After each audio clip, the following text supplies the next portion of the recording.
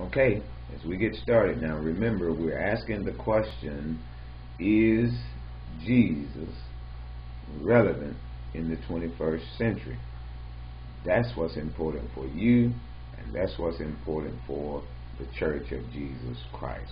So, by looking at these four parables, they're going to lead us conclusively to a definitive answer to our essential question. Let's look at Mark chapter 4, and let's read verses 3 through verse 9. King James Version says, "Hearken, behold, there went out a sower to sow. And it came to pass, as he sowed, some fell by the wayside, and the fowls of the air came and devoured it up. And some fell on stony ground, where it had not much earth, and immediately it sprang up, because it had no depth of earth. But when the sun was up, it was scorched, and because it had no root, it withered away. And some fell among thorns, and the thorns grew up and choked it, and it yielded no fruit. And other fell on good ground, and did yield fruit, that sprang up and increased, and brought forth some 30, and some 60, and some 100. And he said unto them, He that hath ears to hear, let him hear." This is the parable of the sower. Jesus explains this parable beginning at verse number 13. Listen to what he says. "And he said unto them, Know ye not this parable? And how then will ye know all parables? The sower soweth the word. And these are they by the wayside, where the word is sown. But when they have heard, Satan cometh immediately, and taketh away the word that was sown in their hearts. And these are they likewise which are sown on stony ground, who, when they have heard the word, immediately receive it with gladness, and have no root in themselves, and so endure but for a time. Afterward, when affliction or persecution ariseth for the word's sake, immediately they are offended.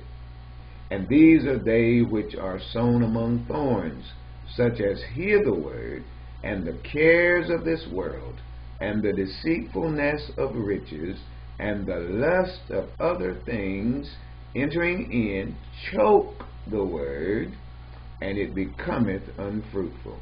And these are they which are sown on good ground, such as hear the word, and receive it, and bring forth fruit, some 30-fold, some 60, and some 100. So what are the lessons that Jesus is teaching in this parable of the sower? First, Jesus insists there is nothing wrong with the word of God. That's the first thing. Secondly, Jesus says that it is up to the hearer to take heed to the word. Thirdly, Jesus insists the word of God is still effective.